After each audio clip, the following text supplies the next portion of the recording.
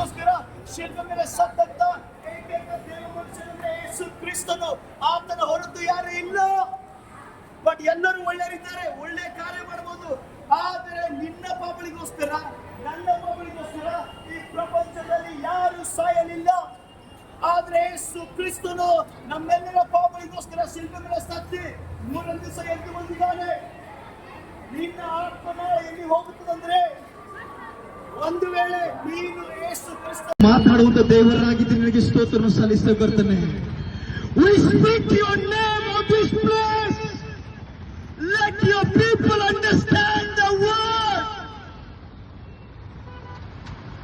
ನಿನ್ನ ಸುವಾರ್ತೆಗೆ ಕಿವಿಗೊಡುವುದಕ್ಕಾಗಿ ಪ್ರತಿಯೊಬ್ಬರ ಆತ್ಮಗಳು ಯೇಸು ನಾಮದಲ್ಲಿ ತೆರೆಯಲ್ಪಡಲಿ. ಯೇಸು ಎನ್ನುವಂತ ನಾಮ ಪ್ರತಿಯೊಬ್ಬರ ಹೃದಯದಲ್ಲಿ ಬರಲಿ.